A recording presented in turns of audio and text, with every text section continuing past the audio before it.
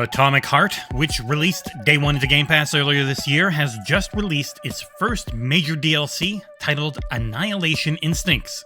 It takes place after canonizing one of the endings of the main game. You return as Major P3 and have to fight robot after robot for a few hours or so. Unlike the original campaign, it's a series of frustrating moments that coalesces into something thoroughly disappointing in the end. Let's get into why in the XboxEra review of Atomic Heart Annihilation Instincts.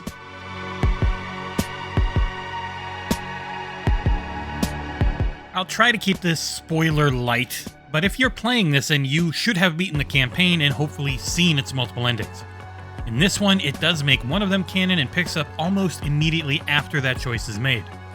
Nora, the vending machine, who is madly in love with you, has taken over the facility and is locked in a struggle with Granny.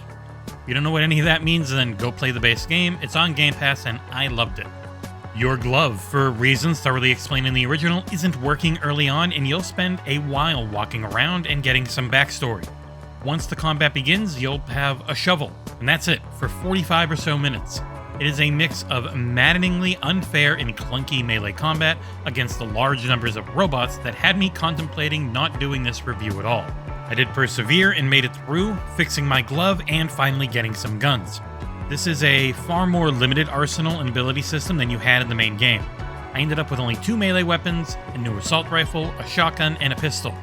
Ability-wise, you have the new Techno-Stasis ability, which is ridiculously powerful, slowing all enemies around you so that they are easy pickings. The other ability is the returning Telekinesis Shield, and your character is fully upgraded otherwise. All the main systems from the base game are here, and you're quickly powered through upgrading your new weapons and abilities as you loot massive amounts of crafting materials. And make sure to craft ammo and health packs when you can, as outside of the new gun, I really didn't get that much in the way of ammo off of enemy corpses. Even with all of these tools, the DLC is rarely what I would call fun. It was a 2.5 hour slog that I barely enjoyed a second of, because the enemies feel cheap, even on easy difficulty.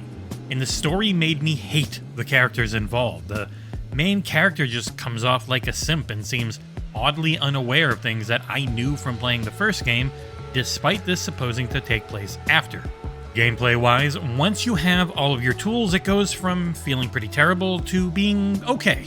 It never gets too great though, as the new enemy and boss types feel like work instead of a puzzle for me to solve. Wrapping things up, Atomic Heart is a very good game, but this DLC is a thoroughly unsatisfying follow-up to that story. It removes the surprising depth of both the characters and gameplay and replaces it with a linear mess that rarely resembles the far superior original title.